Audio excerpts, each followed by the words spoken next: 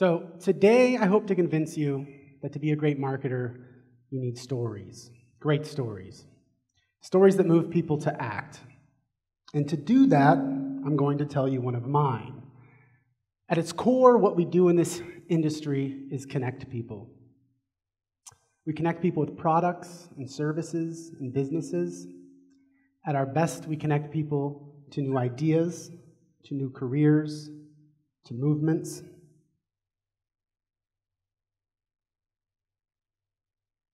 A marketer's job is to move people from point A to point B. We make them choose.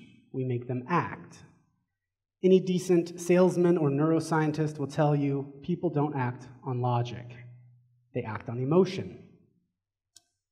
We all want to think that we're rational, logical, adult human beings, but study after study says that when it comes to buying, we're just not.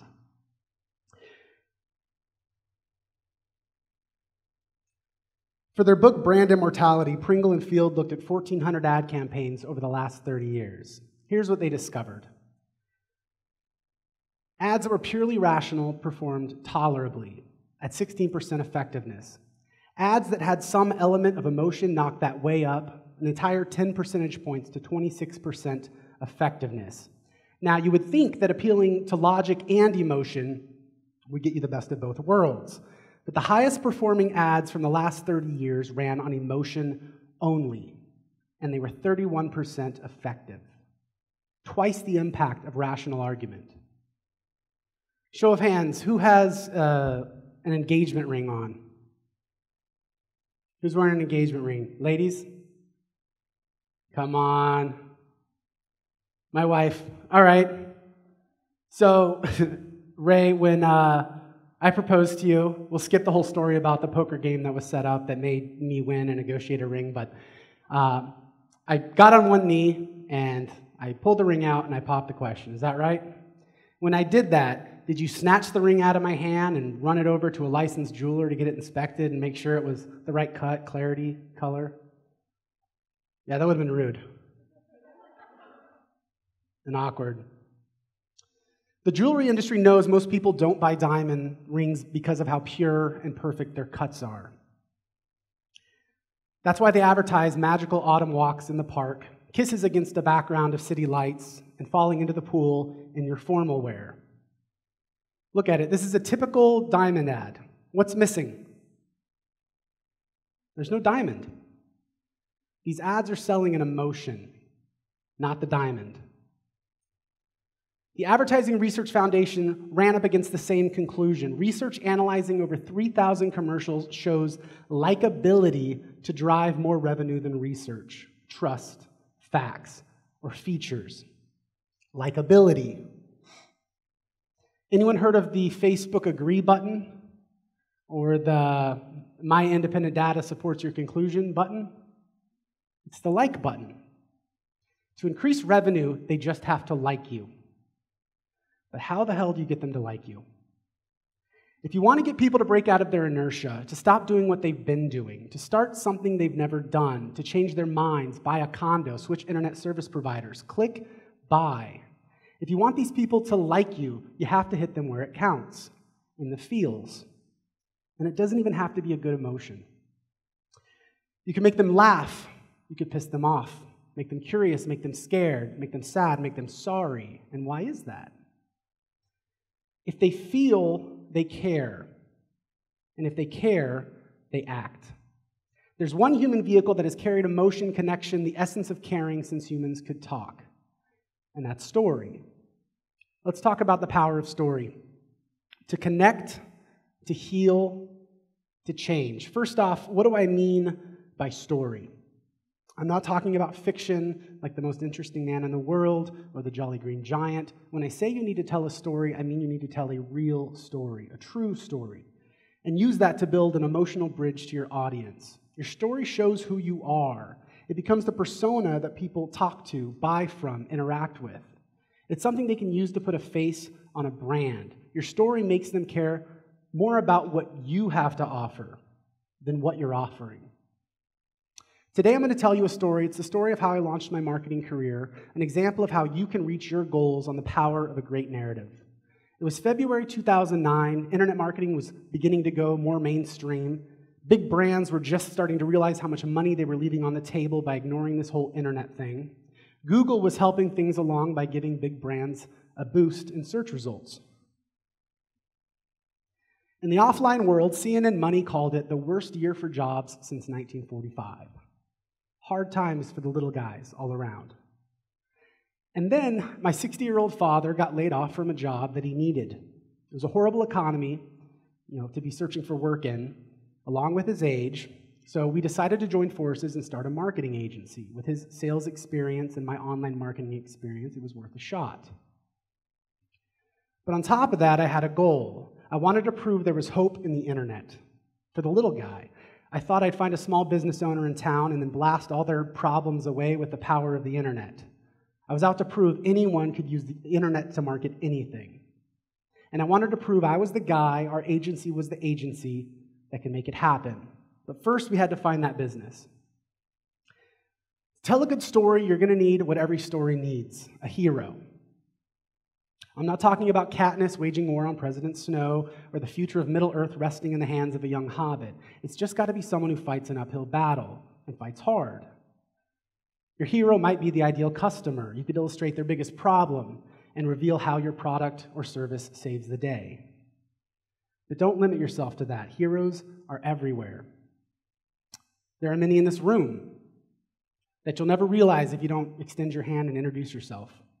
Today, I hope to show you how to think outside the box about who your brand's heroes could be and how to tap into the stories all around you.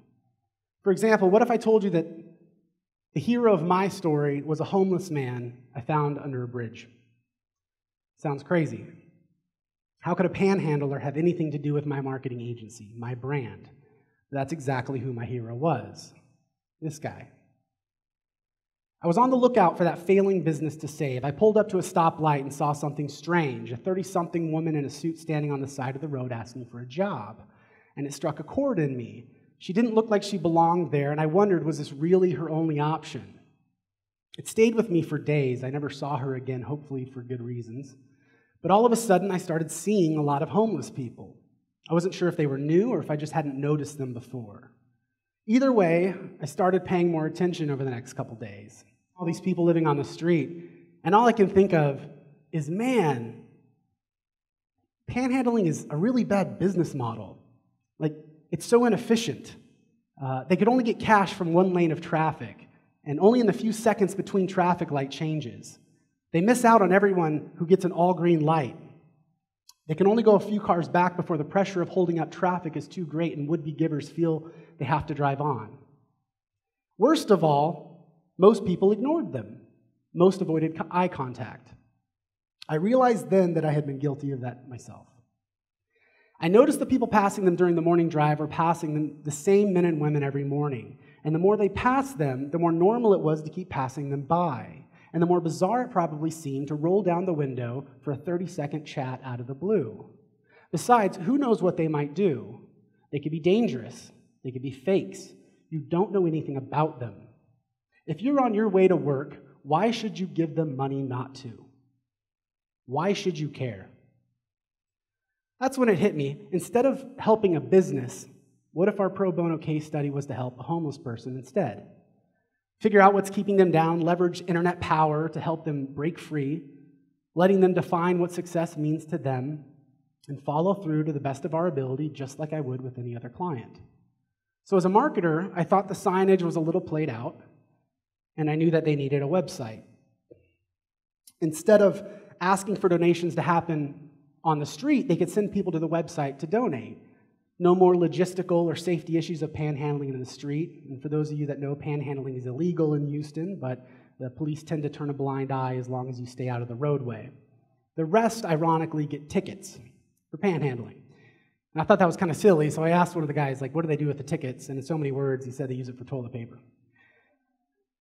But the website could solve another problem. It would give them an online profile. People could get to know them from a comfortable, anonymous, safe distance. So one morning, my father and I decided to go find a homeless person and introduce ourselves. We got out of the car and walked under the bridge of Highway 6 and I-10, a few blocks from my house. For you interloopers, it's outside of 610, so you don't know where it is. We made some introductions, shook hands all around. Then there was this awkward pause. I was all out of small talk. These men were clearly wondering why we parked at the Waffle House, walked under the bridge, and approached them. So I worked up my nerve and told them, so we're working on this website. If one of you might be interested, it's this idea we have. We want to build a website for you. It'll allow us to, let people get to know you, donate to you, and hopefully get you off the street. And they just sat there for a moment. Then the taller man in the middle asked, this website, what are you going to call it? And with the straightest, most confident face I could muster, I said, pimpthisbum.com. Luckily, they didn't unleash their dog. They just busted out laughing. Then the man in the middle stood up and said, let's do it. So we started filming him and his life. We built him a website, promoted the hell out of it, and the world got to know Tim.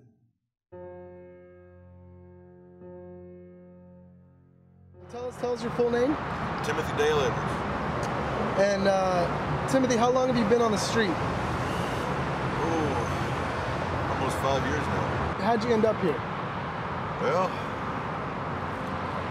long. It's a pretty drawn out story. Yeah, not enough tape. Not enough tape, yeah. All right. It's a pretty drawn out story. If God puts it on your heart to help this particular individual, right, because we are particular individuals. I mean, don't go out there and try to help the homeless, because we are not the homeless. We are people.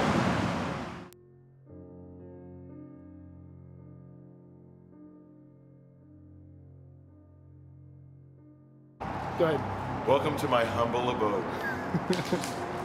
This used to be some sort of business. Apparently at some point, but you can't really smell it too much right now, but the stench of urine is pretty strong. I can smell it. Apparently it used to be a restaurant at some point. Right. So I think this is very ironic. I think this is incredibly ironic. Here's where it all takes place. Yes. look at the shape he's in. Yeah, I mean, look at him. Take really good care of him. There ain't can you see any ribs? Nope. We are not generally a bunch of nutcases. Not generally, but in this case, Hey! Get out of here. I mean, we're just like regular Joes. We just have a different grip on life. and somebody comes by on the corner and brings me food, more than I can possibly eat, I share food with Bobby. If I don't have enough money for a beer, and John had a good day on the corner, he throws me down a little bit of money so I can get a beer, so I don't have to shake, so I don't have to go through GTs that day. It's taught me a sense of community. It's taught me how to share. It's taught me how to ask for help when I need help. It's easy to give help, but it's very difficult to ask for help. You guys out there, and hearing how there's so many people out there that actually care. I mean, that means a lot. I mean, that means a lot. People are warming up a lot. They're starting to look at me like I'm a human being. Like, wow, this is not just a piece of wood in the street, you know?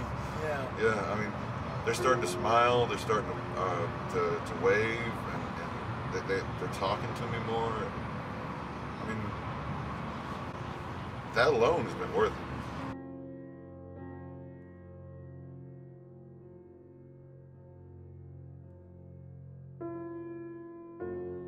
That's it. It starts Monday. Oh, wow.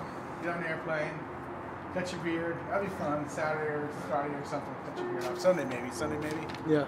So anyway, it's gonna be fun. I'm excited, but I mean, now that we got an actual date, I'm a little worried. So once, but as scary as it was when I hit the streets. Yeah. I mean, when I first hit the streets, I literally thought I was going to lose my mind. I was praying. I literally had to sit there and pray to God don't let me lose the fear that was just so great. Well, He got me through the night, and then the next day I got, I ran into some folks and they helped me out, and they showed me a few things, how to survive on the street and everything. But it's, change is scary, especially big change. Sure. I'm hoping this is a big change.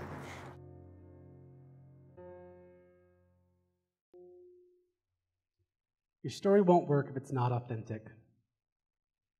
Tim's story wouldn't have worked if he was not authentic, honest, transparent. If I came into this with half-baked intentions just to get some web traffic and make a few bucks off Tim, this whole thing would have crashed and burned. If Tim had gone into this looking to just make a few bucks and go back to life on the street, we wouldn't have gotten very far. You have to have conviction and authenticity, and that is very hard to fake. Let's look at an example of a well-known brand achieving great success with an authentic emotional appeal. So, Dove's 2003 Real Beauty campaign is a great example. In one of the campaign's video ads, they hired a retired New York City Police Department sketch artist and brought women in to describe to him how they look. They were kept separated by a sheet so the sketch artist and subject couldn't see each other as he asked them questions about their appearance. Then they had another person who the subject just met in the lobby earlier come in and describe the same woman. And the results? The sketches described by the strangers were happier, prettier, and more confident than the self-described images. You see the reaction on these women as they view how others perceive them compared to how they perceive themselves. And it's a big wake-up call. You see the light bulb go off, that just maybe they are more beautiful than they think. I saw the same light bulb go off in our homeless man when he realized he had more to offer the world than he thought. And what did we learn from the Dove commercial for those who saw it? What do you learn about Dove? Nothing. In the last 5 seconds of the ad, you see the Dove logo and a URL with an invitation to experience more. More what? More feels. From the very first day, we had live video streaming of Tim on the street with his new sign, featuring the URL to his new website. My initial motivation for this was to legitimize it. If someone heard about Tim at work, I wanted them to see Tim when they visited the website. I wanted someone who saw Tim on the way to work to be able to share the exact same experience with their neighbors, with their coworkers. I let the audience in. What I didn't plan on was just how engaged people would get. Immediately, they started asking questions about Tim. Where did he grow up? Why is he homeless? Where does he sleep? Does he have any family? What's his favorite color? That led into questions about his childhood and what it was like. What happened to all of his family? How does somebody end up with nobody in the world to reach out to? Tim started telling them everything. His mother passed away years ago. His father abandoned him when he was 2. Years and years of bad relationships with people, drugs, and alcohol, abandonment issues. As someone at his rehab center explained to me, when people feel like dirt on the inside, they live in dirt on the outside. He spent 5 long years on these streets of Houston before we met him. He barely survived sleeping under a bridge during Hurricane Ike. At first, I served as a relay between Tim and the chat room, but I soon removed myself, and Tim started answering his web visitors directly. They were insiders now. They were part of Tim's story. They were connecting with him by means of a powerful emotion, fear. Some were thinking, if this could happen to Tim, maybe it could happen to me. Or at least, this could have been me if I was dealt Tim's cards. And how would that feel? That is how empathy happens. That's where love begins. Through all this love and support, Tim began to change. He was hopeful, more confident, and he wasn't the only one being changed by this experience. A woman in the chat room explained that her son committed suicide months before, and being able to watch Tim's journey, and in some small way to be the mother he didn't have, was helping her heal. A group of men in a veterans hospital in Wisconsin chimed in regularly. They said Tim was giving them hope. And all of that hit Tim very hard in his feels. It wasn't just about him anymore. And that was a big part of what kept moving him forward in his journey. It went both ways. We let the audience into Tim's story, but he entered their stories too. He asked about their struggles. He cheered them on. Together they called themselves the Bumpkins. It became a family of hundreds of regulars and thousands of in-and-outers. And one particular night in front of thousands of viewers across the world, Tim went through a very dramatic transformation and received an email from a stranger.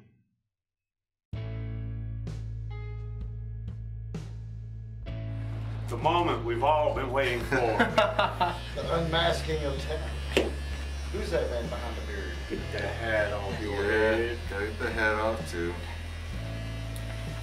Look at that, baby. I ain't seen this in years. He's actually got skin under here. I'm back into the fight. I'm tired of laying down. I'm tired of giving up. This life, it's worth fighting for. It's worth fighting for. You're not speaking to the same person that I was when I met the Dolans. I've gone through little changes. Do you know there are people who really care? I'm starting. Just the other day, I started to realize that. Yeah, somebody typed in the other night. My 6-year-old has to go to bed right now, but he said he said to tell you that he's praying for Mr. Tim.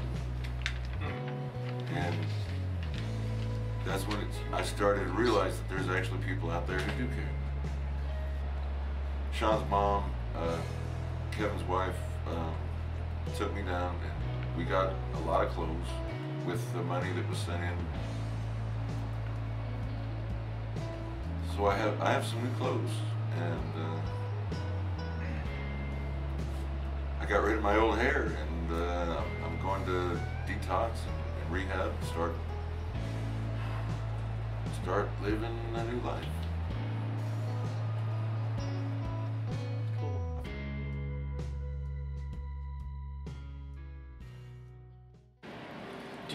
Do you feel? I mean, did you feel like you were abandoned by him?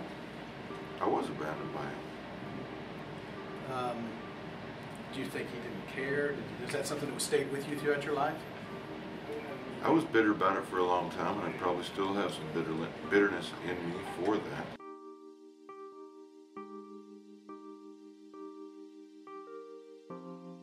Saw Tim in her paper today, and she called me to tell me that she thought Tim looked a lot like Uncle Jim Edwards. Jim Edwards, James Dale Edwards. I'm wondering if Tim Edwards is my cousin, Timothy Dale Edwards. His mother divorced Jim Edwards many years ago, and she took the children, making sure Jim and our family were unable to contact their 2 children. The last time I saw Tim Edwards was in Pacific Grove or Carmel, California in 1972, when his mother and dad were still together. My cousin Terry Edwards tried to find the 2 boys, but was unable. Their dad also hired detectives and was unable to find them. Jim Edwards died a few years ago. If Tim is my cousin,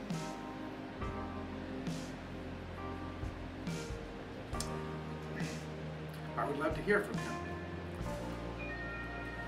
We always wondered if the 2 boys were safe and well. He might be interested in hearing about his dad, if he is my cousin. I saw pictures of my father when I was older, and I looked, I was telling you this, Yeah. it was like I was looking in the mirror. He dressed just like I did. She said you are that you laugh like the Edwards. She said that the Edwards family in Nashville is please don't worry, there's nothing perfect about them. But don't worry, there's nothing perfect about me either. and they are really, really looking forward to getting together with you and making you, part of the family. James Dale Edwards.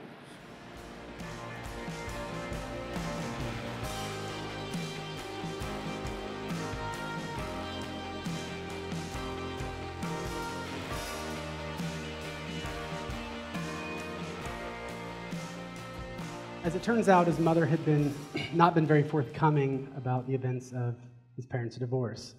Tim's father, as it turns out, did not abandon him, but the mom hid the children, and he'd been searching for him for 35 years, up until he did pass away a few years before we received this email, unfortunately. On top of that, Tim hadn't made himself particularly easy to find. Tim had a family again, All of this because we let them in. But without leveraging media, the story wouldn't have reached his family at all. In order to sell a story, you need to package and promote it. There's no if you build it, they will come. You have to lay the groundwork to give your story a push. I planned the marketing launch for pimpthisbum.com just after Valentine's Day. I knew based on my experience working in radio, this would be a slow news day and give us a better opportunity to get noticed.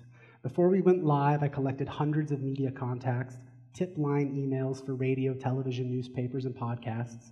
And at 4 a.m. the day of, I fired these emails off, hoping that they would be the first thing folks saw when they showed up to work in the morning. And when curiosity struck, and they clicked the link, they would see Tim. Into the local radio stations, hounding the producers. Some of them are calling to spout off about how offensive it was, accusing us of exploiting the homeless. Others were calling us saints. I knew what a gift it was to have a ready-made story to fill time on a slow news day. We fed them controversy. We put the story in a box, wrapped it, and put a bow on it. We sent it to everyone we could think of, hoping we'd get a bite. And they bit. The first was the very morning, First morning, I got a call from the Rule and Ryan show telling me how great they thought our project was. Suddenly, I was sharing Tim's story on 104 KRBE, one of the most popular morning radio shows here in Houston. Then we received emails from local television stations, the NBC affiliate, the Fox affiliate, the WB affiliate, all asking to meet up with us to interview Tim. On the evening of the second day, my family huddled impatiently around the television to watch the 10 o'clock local news. At least one homeless man in Houston has a brand new job. Yeah, it's part of an internet experience to get him to get him some help. But is it at the expense of his dignity? KPRC Local 2 reporter Joel Eisenbaum now with a look at this bizarre proposition that we know is going to get some buzz, Joel. That's a good way to explain it. Met an interesting guy tonight. He's about my age, doesn't like to talk about why he's homeless, but he sleeps under an overpass most nights. Still, he's got something he didn't have yesterday, and that's hope. Some days are better, some days are worse. For Tim Edwards, 37 years old and homeless, this is one of the good days. Tonight, I know I'm gonna have something to eat, and I'm gonna be all right. Tim's new outlook is thanks, he says, to a new job. Really, it's his same job, panhandling, but he now holds a new sign advertising a new website called pimpthisbum.com. We had to make it kind of edgy to get that exposure and have people talking about it. The site is all about Tim and solicits donations on his behalf. You can buy him anything from a cheeseburger to laser hair removal to a college education. There's also streaming video to see what Tim's up to now. We're going to pay him $100, and he gets anything that comes in on the site. But has this father and son marketing team from Houston crossed the line? Are they exploiting Tim? You're going to find people that are offended by anything you do. I view the situation to be mutually beneficial. I think they're getting help, and I'm getting help. Tim is less concerned with public image and more concerned about food and shelter.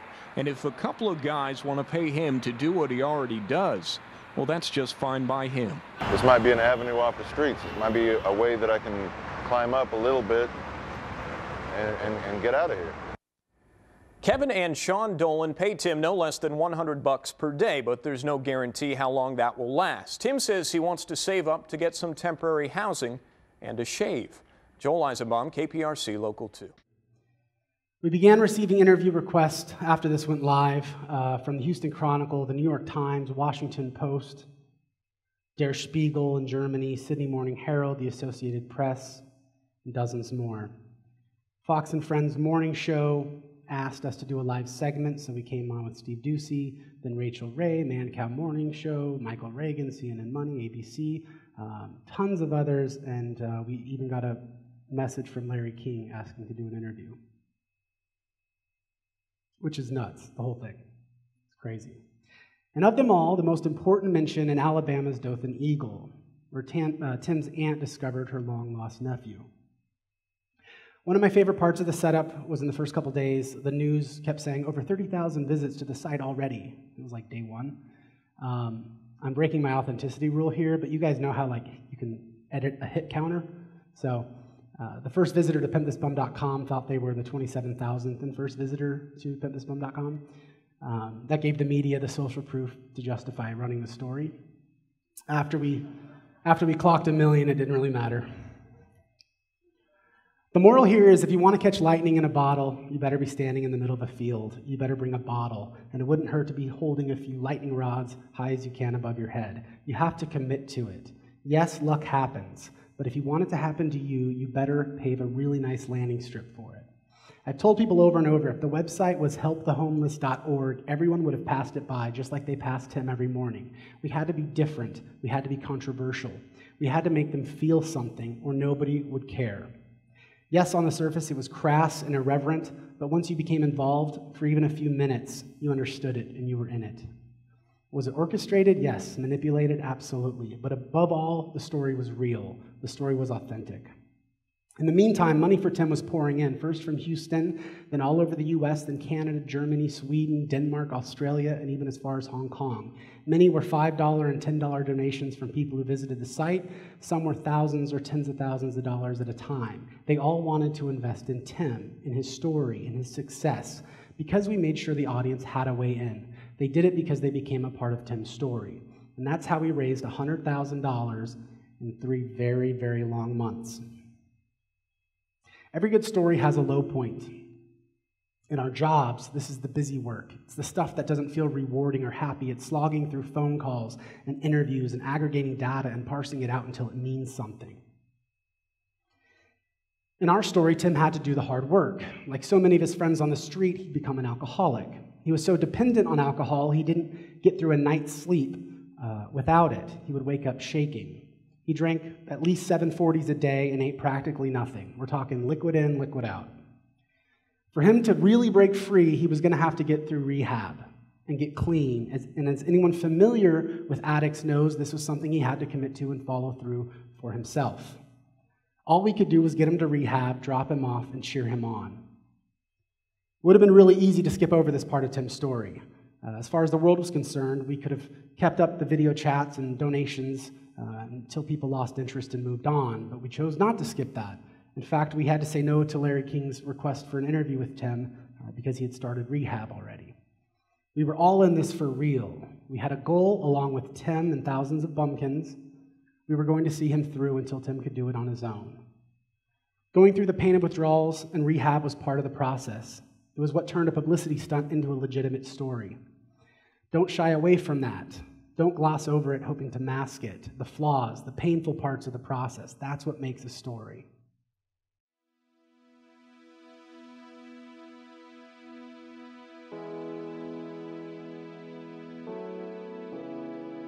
Two pills 4 times a day. For the rest of the day. For the rest of the day. Be seeing you very early tomorrow morning, so probably before your dose.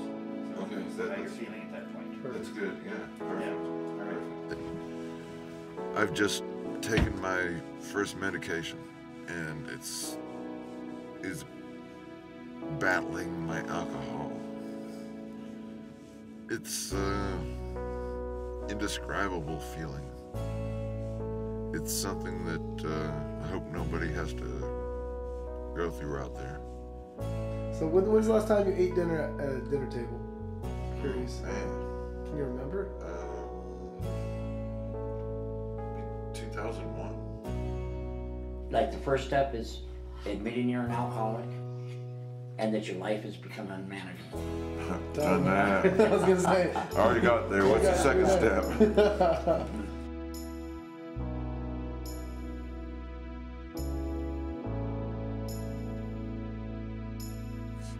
Second day I feel rotten. Rotten inside. My guts are not agreeing with me. In fact, we're having a fight right now. Who's winning? The guts are. But I feel a lot better than I would if I was doing this on my own. We can get it through. But it's going to be a little bit of a battle right now.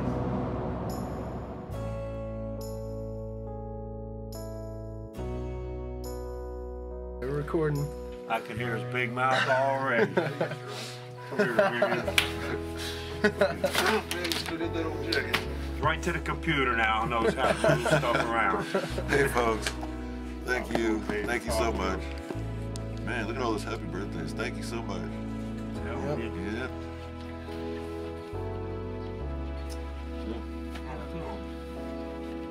on the spot. What, you shy all of a sudden? Yeah, I'm shy all of a sudden. We gotta get the cake and everything ready. Well, like I said, I get to celebrate this year, and I'm another year further down. I really should have seen this coming, folks. I really should have seen this coming. You don't look good without hair.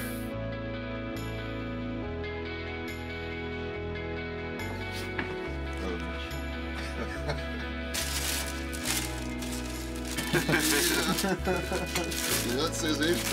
Yeah. Right. Yeah. Ooh-wee. Look at that. That is excellent. Yeah, so thank them, man. It's all them. Thank you so much. Thank you so much. This is awesome. This is actually the first computer I've ever owned myself. I'd always use other people's computers and stuff. This is like the best birthday ever, dude. Yeah. This is awesome, man. Oh, dude. Oh, these guys are killing me.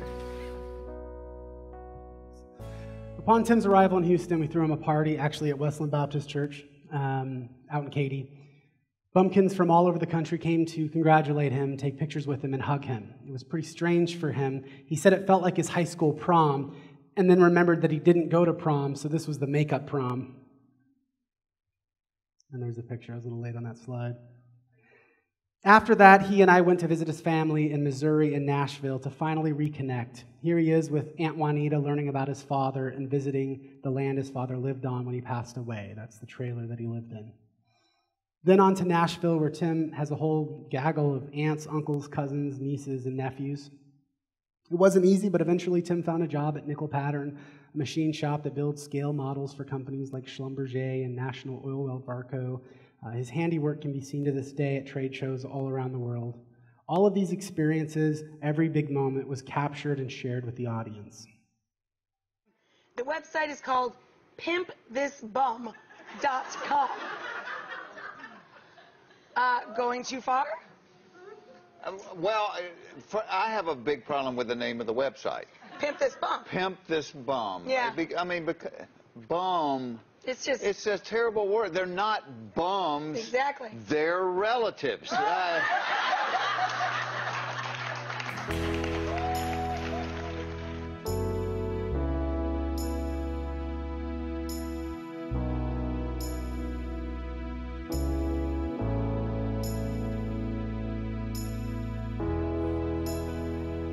I've been thinking, well, there's this little space in our hearts that Tim and his brother left. That from the time we couldn't see him, there was a space that was theirs and that was empty, and that we longed to know them and see them and hug them and feel them. There was always that feeling that something was missing in my life. It was us. It was you.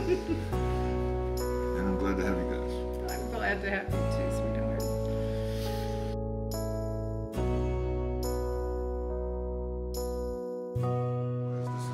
My cousin-in-law. I'm Cliff. And we're here in Independence, Missouri. And he was also my dad's best friend. And I miss his dad. I wish Tim could have known him. Sweet.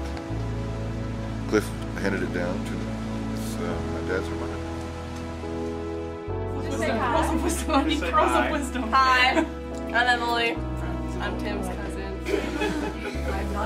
My name is John. I am Tim's cousin. I have not seen Tim for, I am guessing about 45 years. He's not 45. How old are you? 38.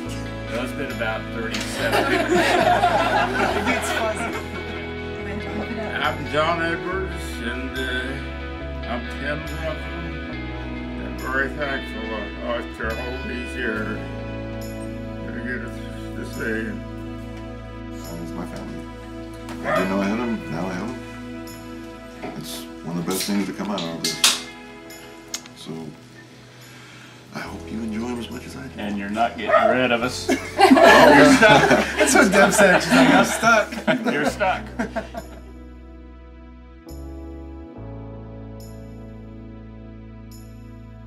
Wow, this is not just a piece of wood in the street, you know? Yeah. Yeah, I mean, they're starting to smile, they're starting to wave, and they're talking to me more. I mean, that alone has been worth it.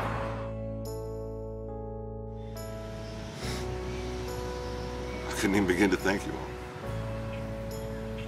But, wow.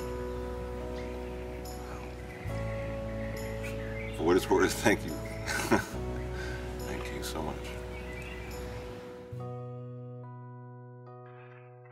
On May 17, 2009 at 9 a.m., 2 months from the day this all started, Tim tossed a half-finished beer into the trash as he walked into the Seattle Detox Center. He completed a 5-week rehab program, but he had a long, hard road ahead of him. Over 90% of addicts relapse. He made deep connections with strangers from across the world and long-lost family from his past. He felt human again. He found hope. All that story from one homeless man at the very first intersection we walked up to. Makes you wonder what stories you're passing by every day. Maybe you passed one this morning. Maybe there's a story sitting next to you right now. Maybe their home flooded. Maybe they're living in a shelter. Maybe that is the most presentable set of clothes they could cobble together to attend this conference. I'm often asked how Tim is doing today, and when I gave this presentation earlier this year in Las Vegas at Affiliate Summit West, Tim made a special appearance and shared a few unscripted words of wisdom that I'd like to share with you today. Please show some love for Timothy Dale Edwards.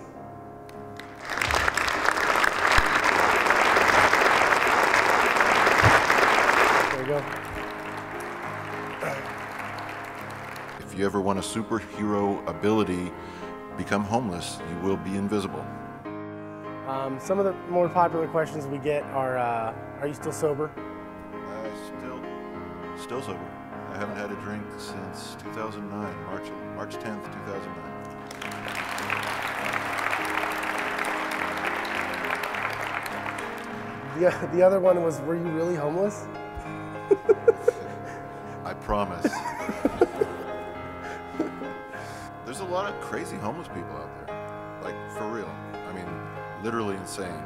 When they emptied out the asylums, they emptied them out onto the streets. So if you see a homeless person, there's a really good chance that they are mentally unstable. I really wouldn't go up to a lot of these folks and just start chatting with them, because they could be dangerous. I don't suggest that you try to help the homeless, like in the video. If you see someone and you pass by, one of the nicest things you could do to them is just say hi. Just acknowledge their existence. Look them in the eyes, say, "Hi, how you doing?" And keep going. It reminds them that they're a human being. I remember one day I was in a church and this priest was talking about that one day he walked by some lady and he said hello, and later on that day the lady came up and hugged him, and she was so isolated in her life. She was getting ready to end it, and just the act of him looking at her and saying hello reminded her that she was a human being, and kind of brought it back. It's easy to become dehumanized on the streets and to think this us and them thing. I mean, you guys were all them, and to you guys, the people on the streets are all kind of them. If you want to help somebody, they don't have to be homeless.